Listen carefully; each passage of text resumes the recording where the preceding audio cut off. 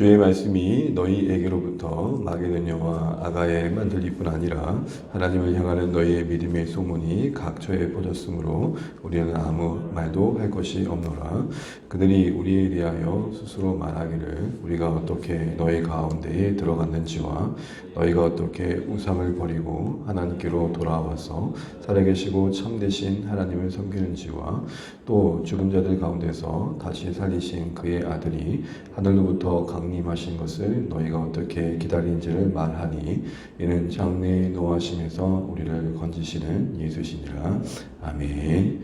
인사 나누시겠습니다. 헬복 많이 받으십시오. 기도하며 감사합니다. 네, 오늘 계속해서 데살골 말씀을 살펴본 중에 있습니다. 바울은 데살골 성도들에게 너희는 하나님의 사랑 가운데 택합받았다라는 사실을 강조하면서 그 증거로서 그들에게 전해진 복음에 반응하였던 것을 상기시킵니다. 모두에게 복음이 들려지고 받아들여진 건 아니겠죠. 너희가 복음을 받아들였다는 것, 너희 안에 하나님의 선택하심이 있기 때문에 가능하다라고 말하는 겁니다. 그러면서 어제 본문에서는 그것뿐만 아니라 그들 삶 가운데 맺혀진 삶의 믿음의 아름다운 소문들, 모습들, 또 먼저 믿은 성도들을 본받고 그 본받는 대로 살고자 하는 가운데 또 누군가에게 본이 되어지는, 본받음으로 누구에게 또 본이 되어지는 이런 아름다운 모습에서 그들의 선택받은 삶의 모습들을 증거했습니다. 그러면서 구체적으로 오늘 본문에서는 그 내용이 뭐냐라는 것이죠. 데살골 전체 내내 좀 다루어질 내용이지만 8절부터 10절 안에서는 그들의 그렇다면 소문이 난 믿음의 내용이 무엇인지, 다시 말하면 그들 삶 가운데 일어난 변화의 모습이 무엇인지가 오늘 본문에 읽은 내용에 나와 있는 것을 보게 됩니다. 무엇보다도 8절 하반절을 보시게 되면은 그들의 믿음의 소문이 퍼졌는데 바울은 그 사역팀은 더 이상 이 부분에 대해서 아무 할 말 없다라고 말을 합니다. 더 이상 설명이 필요 없을 정도로 오히려 만나는 사람들이 더 그 내용을 나에게 더 얘기해 주더라 이런 얘기를 합니다. 그래서 9절에 보면은 그들이 우리에 대하여 스스로 말하기를 이라는 거죠. 그러니까 바울과 그 사역팀이 가는 곳곳마다 너무 감사한 게 데살골 교회 성도들의 그런 믿음의 소문들이 그들에게도 들려졌고 되려 그 모든 내용들을 들어보면 자신들이 섬겨서 세워진 교회임에도 불구하고 더 이상 특별한 말을 하지 않아도 될 만큼 너무나 잘 알고 있었고 오히려 더 설명을 잘해주는 상황이 펼쳐지고 있더라는 것입니다. 지나가듯 생각 들었던 내용이 그겁니다. 주안의 교회도 더 이상 설명이 필요 없는 교회가 되면 좋겠다. 우리가 굳이 막 구구장창 1절부터 2절, 3절, 4절 하지 않아도 이미 잘 알고 있는 교회. 주안의 교회요. 이래 한다면서요. 주안의 교회요. 이렇게 세워져서 이렇게 또 아름답게 주님의 나라를 수고하고 섬기고 있다면서요. 그러니까 우리가 말하지 않아도 이미 우리에 대해서 더 잘 알고 있는 상황들이 바로 데살골 교회가 지금 경험하고 있던 상황입니다. 이걸 경험했을 때 사역자로서 또 섬겼던 당사자로서 바울은 그 사역팀은 얼마나 위로가 되었을까 생각을 해보게 됩니다. 우리의 신앙이 더 이상 설명하지 않아도 이미 말하지 않아도 이미 우리 주변의 사람들이 다 알고 있는 거죠.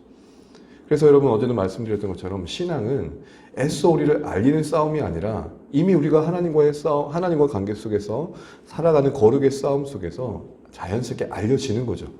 우리가 무엇을 섬기는지, 우리가 무엇을 위해 사는지가 자연스럽게 주변 사람들 더 잘 아는 겁니다. 그 누구누구 대리님이요? 그분은 예수님 없이 못 살죠. 그러니까 우리의 신앙은 애써 우리가 우리를 포장해서 뭔가 그럴듯하게 만들어서 홍보하는 게 아니라 알려지는 겁니다. 그러므로 우리의 힘써의 싸움은 하나님과의 관계 속에서의 순종의 싸움임을 다시 한번 알게 됩니다. 어떻게 하면 알릴까가 아니라 어떻게 하면 내가 주를 위해 살까? 그러다 보니 자연스럽게 나는 소문이 건강한 소문이라는 거죠. 이런 의미에서 이런 믿음의 소문의 중심에 서 있는 주안의 교회 되기를 함께 기도하고 섬겨간 우리 모두 되었으면 좋겠습니다. 그래서 더 이상 필요 없다라는, 더 이상 설명 없을 만큼 들려주고 있는 그 내용은 크게 무엇입니까? 9절을 보실까요? 우리 9절 한번 읽어보겠습니다. 그들이 우리에 대하여 스스로 말하기를 우리가 어떻게 너희 가운데에 들어갔는지와 너희가 어떻게 우상을 버리고 하나님께로 돌아와 살아계시고 참되신 하나님을 섬기는지와, 먼저 들었던 것은 바로 9절 스스로 말하기 이후에 나온 내용 중에 그러니까 바울과 그 사역팀이 어떻게 데살로니가 교회에 와서 복음을 전했고 섬겼는지에 대한 이야기였습니다. 다시 말하면 교회가 생기는 과정 속에 그들에게 찾아왔던 전도자들, 바울과 그 사역팀들이 어떠한 희생과 어떠한 열심과 어떠한 성실함으로 진실함으로 그들에게 와 닿았는지를 이야기하고 있는 것이죠. 우리의 믿음을 얘기하는 데 있어서 여러분, 우리의 믿음을 도왔고 우리의 믿음을 격려했고 우리의 믿음의 섬김의 자리에 있었던 사람을 언급하지 않을 수 없겠죠. 왜냐하면 우리 중에 어느 누구도 스스로 홀로 여기까지 오는 사람은 없기 때문입니다. 무슨 말이냐? 믿음에는 어느 정도의 계기가 필요하다는 것이죠. 내가 누구누구 권사님 때문에, 누구누구 집사님 때문에, 누구누구 목자 목사님 때문에, 그때 그 섬김 때문에 여기까지 온 거야. 우리의 믿음의 이야기가 나누어지면서 우리의 믿음이 자라는 데서 함께 했고 도와줬고 땀 흘렸고 눈물 흘렸던 사람이 기억되지 않을 수 없는 것이죠. 그렇지 않겠습니까? 누군가가 붙들어 줬기 때문에, 누군가가 섬겨줬기 때문에, 누군가가 끊임없이 함께 해줬기 때문에 서게 되는 것이죠. 잘하게 되는 것이며 든든해지는 것이죠. 그런 의미에서 이들의 믿음의 소문이 나면서 자연스럽게 바울과 그 사역팀의 이야기가 전해진 것은 당연한 것일 것입니다. 이런 의미에서 우리는 자신 한번 돌아보면 좋겠습니다. 오늘의 나의 믿음이 있기까지 누군가는 어떻게 애써서 나의 삶 가운데 개입했고 또한 들어와줬고 함께 해줬던 것, 내가 끊임없이 밀어내기도 하고 또 때로는 부정하기도 하고 저리 가라고 다 밀어내기도 했었던 시간들이 있었지만 그래도 우야장창 나보지 않고 하나님의 은혜 안에서 나를 붙들어줬던 어느 누군가의 희생과 눈물 속에 내가 여기 있다라는 것, 이거 다시 한번 기억해 보면 우리의 믿음이 좀 더 겸손해지지 않을까 싶은 생각을 해보게 되는 겁니다. 주안의 교회도 마찬가지일 겁니다. 여러분, 여기까지 오는 거 우리 힘만은 아닐 것입니다. 하나님의 은혜이고 또한 그 은혜 안에서 우리 안에 함께 해주시고 기도해 주시고 기도의 손을 보태시고 물질의 손을 보태시고 이런저런 사랑의 손을 보태신 분들의 섬김일 것입니다. 그러니 우리의 믿음의 소문이 날 때 자연스럽게 우리 위해서 얼마나 많은 분들이 기도해 주고 계시고 우리가 정말 뜻하지 않게 얼마나 많은 사랑을 받고 있는지도 같이 나눠져야 될 것입니다. 근데 마치 우리가 뭔가 스스로 잘해서 우리가 뭔가 아무 도움 없이 그 어떤 주변의 섬김도 없이 우리 힘으로 여기까지 온 것처럼 그 소문이 자랑이 되지는 않았으면 좋겠습니다. 이런 의미에서 우리의 믿음 속에 우리와 함께하고 우리를 어떻게 섬겨서 우리의 삶 가운데 복음으로 섬겼던 이들, 기도로 함께 도와줬던 이들을 기억해내는 게 필요한 것 같습니다. 그러면서 또 하나의 믿음의 소문은 무엇이었습니까? 이어지는 내용을 보게 되면 너희가 어떻게 우상을 버리고 하나님께로 돌아와서 살아계시고 참되신 하나님을 섬기는지와 라고 되어 있습니다. 우상을 버리고 하나님께 돌아왔다라는 겁니다. 그게 전해졌다는 겁니다. 특별히 여러분, 여기서 버리고 하나님께 돌아왔다라는 표현은 회심의 경험을 표현하는 겁니다. 다시 말하면 그들이 이제는 우상이 아닌 하나님께로 돌아왔다, 이 표현은 삶의 방식이 완전히 바뀌었다라는 거죠. 여기서 특별히 우상은 원문에는 우상들로 되어 있습니다. 참 다양한 종류의 우상들을 섬겼던 그들이 이제는 유일하신 하나님께로 돌아왔다라는 겁니다. 이전처럼 더 이상 우상 숭배자들이 아니다라는 것이죠. 그런데 한번 생각해 볼 것은 이들이 이렇게 우상을 버렸다는 게 정말 쉬운 일일까? 당시의 시대와 당시의 분위기 속에서 정말 어렵지 않은 일이었을까? 정말 쉬운 일이었을까 할 때 그렇지 않았다는 겁니다. 참 많은 손해를 봐야 했습니다. 여러 가지가 있겠지만 먼저는 그 자신들과의 갈등이 있었을 겁니다. 여러분, 우상을 섬기는 자들의 특징 중에 하나가 뭡니까? 그 우상을 섬기는 데 있어서 섬기는 그 우상의 지배를 받죠. 그 정신세계나 마음이나 삶의 방식이 지배를 받아서 혹이라도 그 우상으로부터, 그 섬기는 대상으로부터 쉽게 말하면 찍힐까봐 두려워하는 거죠. 섬기면서 두려움 가운데 있습니다. 그런데 우상을 버렸다? 그러면 그들의 섬기는 대상으로부터 혹이라도 보복을 받지 않을까라는 두려움이 있었을 겁니다. 왜? 귀신을 섬기고 또한 악한 신을 섬겼던 자들이 그것을 버린다는 게 쉽지 않습니다. 그래서 어떤 성도님이 예전에 이제 교회를 다니면서 예전에 섬겼던 온갖 집 안에 가득했던 우상들, 부족들, 이걸 띄어내자고 하는데 너무 어려워하는 거예요. 왜요? 혹여라도 자기가 띄었다가 찍힐까봐. 그런 생각 속에 지내는 거죠. 그러니 얼마나 대단한 결단이었겠습니까? 당시 시대는 얼마나 더 그랬겠냐. 두 번째로 그들의 실제적인 현실의 문제도 있었습니다. 왜냐하면 너무 잘 아시는 것처럼 당시에는 조합을 이루면서 사업을 했습니다. 그리고 그 조합마다, 그 그룹마다 섬기는 신이 있었어요. 왜요? 그 조합이 잘 되기 위해서. 그러니까 단체로 함께 제사를 드렸던 일들이 있었던 겁니다. 요즘도 그렇죠. 어떤 그룹이 있고 그 그룹이 어떤 종교적인 의식을 행하잖아요. 그런데 그런 상황에서 떡하니 우상을 섬기지 않으니 그 조합 안에서 얼마나 배척당하고 불이익을 당했겠냐는 거죠. 이건 오늘도 우리가 현실 속에서 경험하는 겁니다. 그러니 돈을 더 잘 벌기 위해서 동업하고 조합을 맺었는데 그 섬기는 우상을 부정하다 보니 자연스럽게 돈을 벌 일이 없게 되는 거죠. 불이익을 당하게 되고 배척을 당하는 겁니다. 더 나아가서 이 우상 안에는 황제 섬기는 것도 있었을 겁니다. 왜냐하면 데살로니가처럼 황제를 숭배가 정말 가득했던 곳이 또 없었기 때문입니다. 정말 로마를 사랑했고 로마를 섬겼던 그곳입니다. 그런데 그런 가운데서 황제 숭배를 부정한다는 것은 로마라는 나라를 부정하는 거였기 때문에 그만큼의 핍박을 받을 수밖에 없었던 거죠. 한마디로 우상을 버렸다라는 이 데살로니가 교회 성도들의 모습은 쉽게 말해서 이 어떤 큰 손해와 큰 박해와 어려움을 스스로 선택한 결과였다는 겁니다. 자, 이렇게 본다면 이게 핵심이라면 이게 정말로 하나님을 복음을 듣는 자들의 반응이라면 오늘날 이렇게 예수를 믿어야 된다라고 말할 때 얼마나 많은 분들이 복음을 따르겠냐는 겁니다.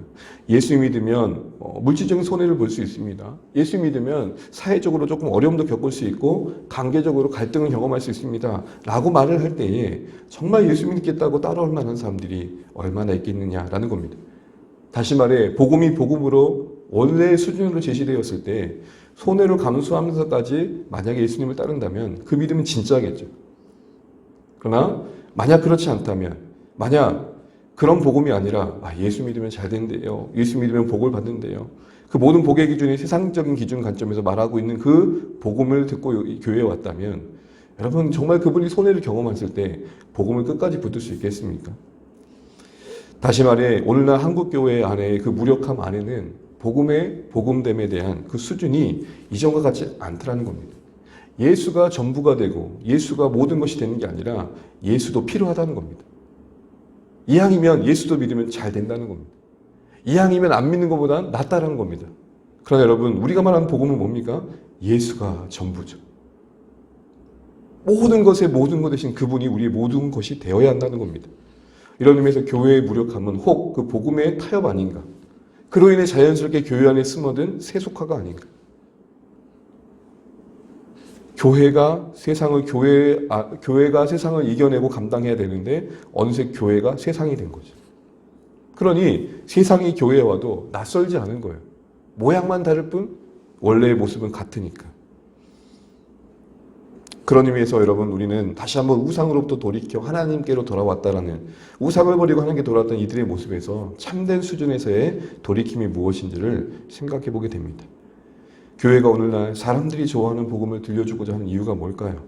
그만큼 본래의 원래의 복음의 수준을 전하면 사람도 잘 따르지 않을 거라는 우려가 있겠죠. 그러나 우린 기억해야 됩니다. 지금 데살로니가 교회가 내내 말하는 것처럼 복음이 원래의 수준으로 전해지게 되면 정말 하나님의 선택받은 사람들은 손해를 감수하면서도 돌아온다는 겁니다. 그러니까 우리가 어떻게든 잘 구워 삶아가지고 데려오는 게 사역이 아니고 원래 하나님의 영광이 무엇인지 원래 하나님의 어떠한 은혜와 사랑을 우리 이 땅 가운데 함께 하시는지 하나님의 하나님 되심이 온전히 드러내어지는 겁니다. 그게 그들에게 어떻게 들려질까에 대한 불편함이 아닙니다. 그걸 통해 부르시는 하나님의 사역에 참여하는 겁니다. 달콤하게 말을 만들어서 사람을 꼬시는 게 전도가 아니고 하나님이 얼마나 우리를 사랑하시는지 그분이 얼마나 거룩하신지 그 복음의 온전한 내용들을 다 붙들고 찾아가는 겁니다. 그런 가운데 반응하는 이들이 분명히 있습니다. 그런 가운데 구도적인 관점으로 그 인생의 본연의 의미를 고민하고 있는 일이 분명히 있습니다. 선택받은 사람들이라는 책자가 최근에 발간됐는데요. 코로나 이후에 교회에 온 사람들이 어떠한 이유에서 교회에 왔는지에 대한 통계 결과들을 가지고 써낸 책입니다. 교회에 온 분들 중에 코로나 중에도 교회에 온 분들 중에 이유가 뭔가 물어봤더니 그런 중에도 삶에 대한 고민이 있는 자들은 꼭 교회에 오게 되더라는 겁니다. 무슨 말입니까? 우리 안에 어떤 현상과 상황들을 바라볼 때에 그 상황에 맞춰 복음을 맞추는 게 아니라 복음이 그 상황을 타개할 수 있다는 신뢰가 분명 필요한 겁니다. 어렵죠. 분명 힘들죠. 그러나 우리는 복음에 있어서 물러나면 안 된다. 복음은 우상을 버리는 거고 하나님께 돌아오는 거다. 이것 때문에 혹 교회를 떠나는 사람도 있다 하더라도 안타깝지만 아직은 아닌가라는 마음과 함께 더하여 우리가 좀 더 기도해야겠구나 하는 마음 그리고 기다려줘야겠다는 마음이 필요한 거지 그를 붙들기 위해서 복음을 타협하는 건 아니다라는 것입니다. 이 부분에서 우리가 분명해야 될 것 같습니다.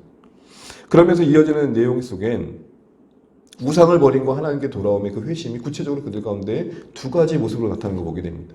9절 하반절을 보시게 되면 살아계시고 참되신 하나님을 섬겼다라고 말합니다. 특별히 하나님 앞에 살아계심과 참되심을 덧붙인 것은 우상과의 대조일 것입니다.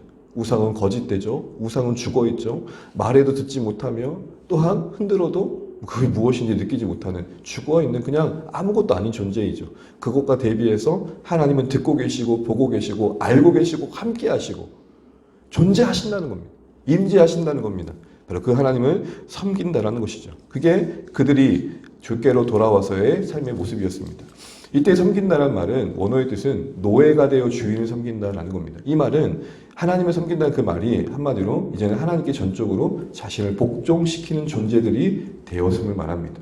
구체적으로는 이제는 하나님을 예배합니다. 하나님 뜻에 순종합니다. 이제는 그들의 고민이 하나님의 명예와 영광이 되어집니다. 신실한 하나님의 종으로서 살아냈다라는 것입니다. 두 번째로 나타났던 모습은 뭡니까? 10절입니다. 10절 한번 읽고 이제 마무리해 보겠습니다. 또 죽은 자들 가운데서 다시 살리신 그의 아들이 하늘로부터 강림하신 것을 너희에게 어떻게 기다린지를 말하니 이는 장래에 노하시면서 우리를 건지시는 예수시니라. 아멘.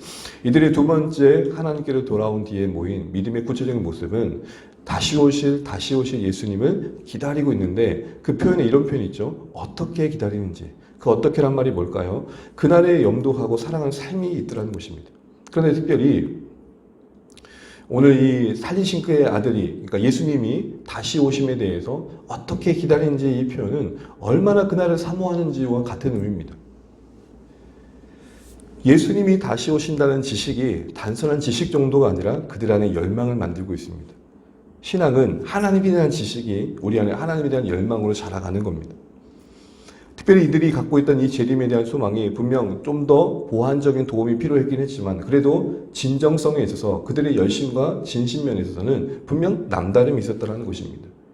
오늘날 앞서 말했던 그 교회에, 오늘날 이 땅의 교회에 어떻게 보면 어떤 무력함 중에 하나는 너무 현세적인 것, 앞서서는 너무 세속화되었다는 것과 함께 너무도 현실만 바라본다는 거죠. 그러나 재림을 바라보게 되면 어떻게가 만들어지게 됩니다. 정말 하나님의 나라가 정말 예수님이 다시 오심을 본다면 이 어떻게가 분명히 있더라는 것입니다. 그 어떻게는 무엇일까요? 무엇보다도 일시적인 것보다는 영원한 것을 섬기겠죠. 영원한 건 뭡니까? 하나님이 영원하십니다. 복음이 영원하십니다. 영혼, 사람의 영혼이 영원합니다. 이제는 영원한 것을 섬기게 됩니다. 그리고 그날이 주어질 위로에 의해 오늘의 핍박과 슬픔을 이겨낼 은혜를 누리게 되는 것이죠. 이처럼 다시 오실 강림하실 예수님에 대한 기다림에 대한 열망은 어떻게를 삶의 구체적인 모습을 만들어낸다는 것이죠. 그러면서 덧붙여 바울은 특별히 그들의 재림의 날에 오실 예수님에 대해서 덧붙여 이렇게 말합니다. 그분이 바로 우리를 장래에 노하시면서 건지실 분이다 라는 걸 다시 한번 상기시켜 줍니다. 왜 그럴까요? 이제 우리가 앞으로 주님 오실 날에 누릴 은혜를 다시 한번 기억하면 좋겠다라는 겁니다. 이때 노하심은 최후의 심판에 하나님의 진노를 말합니다. 성도들아, 우리는 그날에 자유케 됨을 보장받은 인생들이다. 우리의 영원한 의가 되신 예수님 안에서 우리는 하나님 앞에 서게 됨으로 인해 이제는 그 심판날을 면제받은 자로서의 은혜 받은 자들임을 잊지 말아라. 이보다 더한 기쁨이 어디 있겠느냐? 이보다 더한 감사가 어디 있겠느냐? 라고 이야기하면서 예수 안에서 용서받은 인생들로서의 삶을 다시 한번 강조합니다. 사랑하는 성도 여러분, 이게 본질 아니겠습니까? 우리가 어쨌든 이 세상을 지나고 떠나게 되고 그리고 거룩하신 하나님 앞에 서게 된다는 게 성경의 진리입니다. 그날에 우리가 무엇을 한들 온전한 모습으로 설 수 있겠습니까? 그러나 우리가 담대한 것은 예수님 안에 우리가 있고 그 예수님의 온전한 의, 피 흘리심으로 만든 영원한 의가 우리의 의가 되어져서 하나님 앞에 설 수 있는 자격이 주어졌다는 겁니다. 바울은 데살로니가 성도들에게 다시 한번 도장을 찍듯 강조합니다. 너희는 바로 그 장차 오실 주님 안에서 영원한 심판으로부터 건진받은 인생임을 이거 잊지 마라. 여러분 다른 건 다 여러분 잊어버려도 우리는 이거 하나 정말 붙들어야 될 것 같습니다. 우리가 세상에서 모든 거 얻는다 한들 하나님 앞에 그 진노하심에 설 준비가 되어 있지 않다면 그게 무슨 소용이겠습니까? 지금 우리를 책임져 줄 것 같았던 그 모든 것들이 끝날에 결국 우리를 배반할 것입니다. 우리가 그렇게 의지했던 어떤 부와 명예와 권세와 모든 인간관계들이 나의 죽음 이후에도 끝까지 책임져 줄 것 같은가? 그럼 그걸 붙드십시오. 그러나 오늘 바울은 말합니다. 그날에 우리가 설 수 있는 이유는 우리가 예수 안에 있기 때문이다. 예수님이 우리를 보호하시고 건지시기 때문이다. 이걸 기억해라 라고 말하고 있는 것입니다. 오늘 이 사실은 동일하게 오늘 신자들에게도 기억되어야 할 중요한 내용입니다. 사랑하는 성도 여러분, 우리가 받은 게 없다고요? 우리가 누리는 게 없다고요? 아니요. 주의 영원한 심판의 그 진노의 쏟아짐 앞에서 하나님의 아들 되신 예수님 안에 거함으로 그 심판으로부터 벗어난 인생들입니다. 이 땅에서 무엇을 쌓은들 피할 수 없는 그 하나님의 어미하신 심판 앞에서 면제받은 인생들입니다. 그러니 그 은혜 안에서 오늘을 살아내고 그 은혜 안에서 오늘 삶을 갖고 가는 게 필요한 것이죠.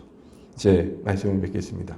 오늘 바울은 데살로니가 교회 성도들의 믿음의 소문 내용 속에 들려졌던 내용들을 우리에게 들려줍니다. 그 첫 번째 내용 속엔 그들을 섬겼던 사역자들, 섬겼던 이들에 대한 이야기가 나옵니다. 우리의 믿음도 누군가의 희생 속에 여기까지 온 것일 것입니다. 여러분의 믿음을 기억하실 때마다 그래도 한 해를 좀 돌아보시면서 그래도 나를 위해 기도해 줬던 사람들, 그래도 나를 붙들어 줬던 사람들, 그래도 주안의 교회를 기억하며 기도해 주는 분들을 기억하고 감사를 표현해 보는 건 어떨까요? 더하여 오늘 이들 가운데 있었던 모습은 우상으로부터의 분명한 돌이킴이었습니다. 쉽지 않은 거였습니다. 손해를 봐야 됐습니다. 그런데 여러분, 복음은, 참된 복음은 그 손해를 감수하게 하니 여러분, 우리가 복음을 타협할 게 아니라 온전한 복음을 더 힘써 전해야 될 것입니다. 마지막으로 그들이 돌이켜 하나님을 섬기는 것과 정말로 다시 오실 주님을 바라보는 소망이 그들 안에 있었음을 보게 됩니다. 그리고 특별히 우리가 장래의 진노, 정말 하나님의 최후의 심판 앞에서 예수 안에 보호받고 하나님의 은혜 안에 그 모든 심판으로부터 용서받은 자들로서 우리가 함께 감사하고 이 은혜를 누리면서 주님 오실 날들을 준비해야 되는 자리에 있다는 것을 잊지 않으시고, 오늘 이 데살로니가 교회 믿음의 소문이 우리에게도 자리 잡혀 오늘 주변에게 자연스럽게 알려져서 정말 주 안의 교회는 하나님만 섬기는 교회다. 정말 주 안의 교회는 세상이 아닌 재림의 날을 소망하며 신실하게 섬기는 교회다. 이 말들이 자연스럽게 들려줄 수 있는 우리의 공동체 모습 될 수 있도록 기도하고 또 함께 애쓰시는 오늘의 말씀 되시기를 주님의 이름으로 축복합니다. 시작하겠습니다. 찬송가 407장 찬양 드리겠습니다.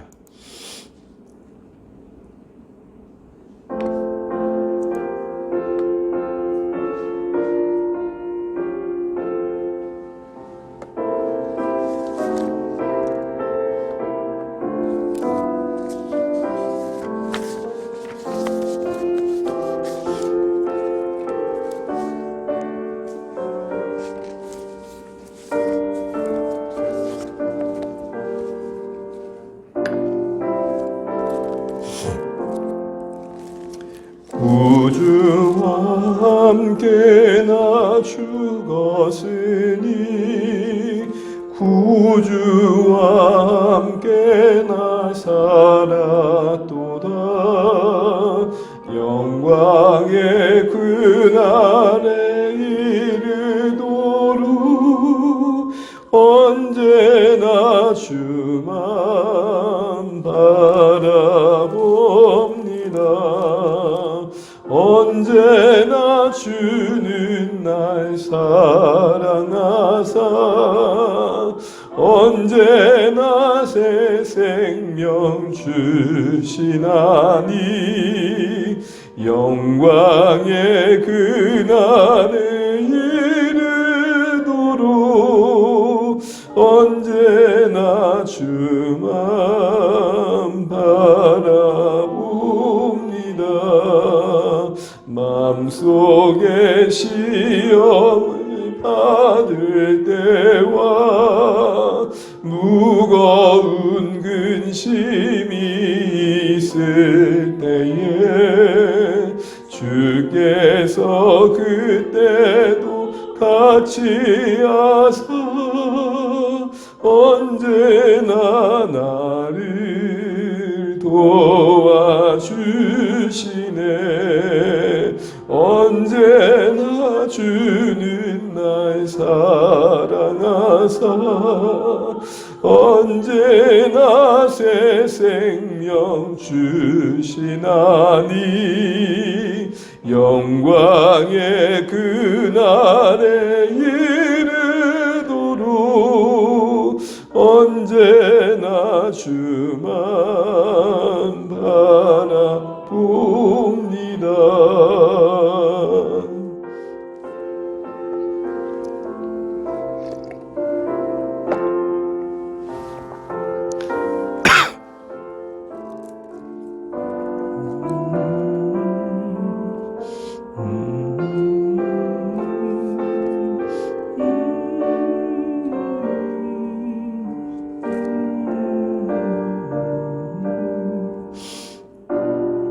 뼈 아픈 눈물을 흘릴 때와 뼈 아픈 눈물을 흘릴 때와 쓰라린 마음으로 단식할 때 주께서 그때도 같이 하사 언제나 나를 생각하시네. 언제나 주는 날 사랑하사 언제나 새 생명 주시나니 영광의 그날에 이르도록 언제나 주만 바라봅니다.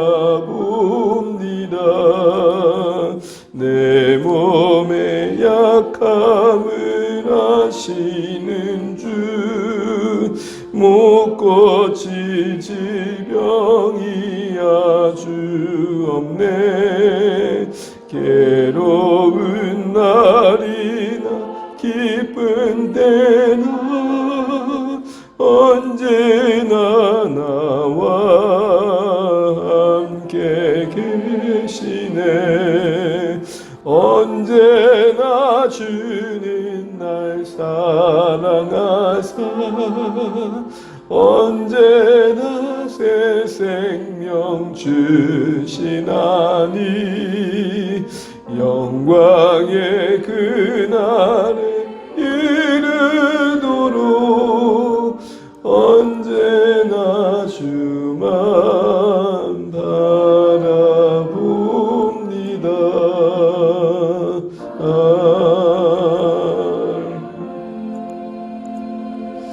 오늘도 주신 말씀 기억하면서 함께 기도하겠습니다. 우상을 버리고 하나님께 돌아온 분명한 핵심이 있었던 대상가 교회였음을 보게 됩니다. 참된 복음은 분명한 핵심을 만듭니다. 그리고 분명한 핵심 속에 이 땅에서 때로는 손해를 보고 겪을 어려움들도 넉넉히 이겨낼 은혜가 있는 것을 보게 됩니다. 우리가 복음을 타협할 것이 아니라 이럴수록 더 분명한 복음을 전하고 이럴수록 더 분명한 하나님의 영광을 나눌 수 있는 교회 되었으면 좋겠습니다. 그들의 돌이킴 속에 하나님을 향한 섬김이 있었고 다시 오실 주님에 대한 기다림이 있었습니다. 이제 막 세워지는 교회인데 재림에 대한 소망이 있습니다. 복음의 원래의 수준, 복음의 원래의 모습들을 나눌 때에 나타난 열매일 것입니다. 이 땅에 세워진 교회들이 또 주 안의 교회가 복음을 타협하지 않게 하시고 특별히 정말 그 진노의 날에 그 진노로부터 면제받은 예수님에서 구원받은 자로서의 은혜에 대한 감사가 있는 교회 되면 좋겠습니다. 그의 최후의 심판 날에 모든 것을 대갚아 주실 하나님의 소망에 대한 하나님의 은혜에 대한 소망 속에서 오늘 우리의 모든 손해와 어려움과 권고함들을 이겨낼 수 있는 우리의 삶이 되게 해달라고 기도하시면 좋겠습니다. 계속해서 이렇게 복음의 은혜 안에서 진리 안에서 아름다운 믿음의 소문이 나는 교회로 세워질 수 있도록 기도해 주시길 바랍니다. 특별히 오늘 한 주간 또 우리가 한 해를 잘 마무리하면 좋겠습니다. 우리 모든 성도님들이 흩어진 그곳에서 주님을 바라보며 기도하는 중에 한 해를 마무리할 수 있도록 기도해 주시고 주 안의 교회가 또 한 해의 사역들을 잘 준비해 갈 수 있도록 기도해 주시기 바랍니다. 송구 영신 예배를 위해서 기도해 주시고 그리고 새해 첫날 우리가 함께 신년 할례를 통해서 또 새해를 전망할 때에 한마음 한뜻 되어서 함께 할 수 있도록 기도해 주시기 바랍니다. 또 우리 각자 또 사랑하는 가족들과 VIP를 위해서 기도해 주십시오. 또 오늘도 기도할 제목들 같이 기도하신 뒤에 주님의 승리하시는 모든 날 되시길 바랍니다. 함께 기도하시겠습니다. 하나님 은혜를 감사합니다. 우리가 오늘도 허락하신 한 날을 기도 가운데 시작합니다. 주님 우리를 불쌍히 여겨주셔서 우리가 주의 은혜 안에 이 시간 거하길 소원합니다. 지금 우리를 붙들어 주시고 우리와 함께 하시며 하나님 우리의 소망이 하나님께 그 소원합니다. 하나님 대사과 교회 안에 분명한 믿음의 모습이 있었음을 봅니다. 하나님 그들의 믿음의 소문의 내용 속에 하나님 그들만이 있었던 게 아니라 그들에게 복음을 전한 자를 위한 기억이 있었고 나눔이 있었습니다. 하나님 우리는 혹시 우리의 믿음을 하나님 우리에게만 돌리고 있지 않는지 돌아보게 됩니다. 아버지 하나님 정말 주 안의 교회가 세워지는 기간 얼마 안 되지만 분명한 복음의 가치관을 자리하기 원합니다. 하나님의 은혜에 대한 분명한 지식이 다시 오실 주님에 대한 분명한 사실에 대한 고백들이 우리 가운데 있기를 소원합니다. 하나님 우리가 다시 오실 주님의 영광을 볼 수 있는 기회가 되게 도와주시고 복음으로 인해서 손해를 볼 줄 알고 또 복음으로 인해서 넘기 갈등을 이겨낼 수 있는 그런 분을 되기 원합니다. 우리가 무엇보다도 하나님 장래의 진노로부터 건진받은 인생들로서의 감사가 있길 소원합니다. 이 땅에서 하나님 우리가 때로는 어려움이 겪을 수 있지만 갚아주시고 심판하시는 하나님이 계심을 잊지 않게 하시고 그날에 우리가 은혜 안에서 용서받는 자로 서린다는 사실에 감사가 우리 가운데 있게 도와주십시오. 하나님 우리 안에 허망한 믿음을 버리게 도와주시고 우리 안에 현세적인 삶과 세속화된 삶을 경계할 수 있도록 하나님 은혜를 베풀어 주시고 영원한 것을 위해 살 수 있는 믿음이 생겼게 하십시오. 사랑 우리 주 안에 가족들이 어디 있든지 주를 바라보게 도와주시고 영광의 그날에 이를 때까지 신실하게 하나님의 은혜 안에 거할 수 있도록 인도하여 주십시오. 우리의 믿음의 다름과 여러 모양의 하나님의 모습들 속에서 복음이 우리를 하나 되게 하시고 그 진리가 우리를 이끌어가는 것을 경험하기 소원합니다.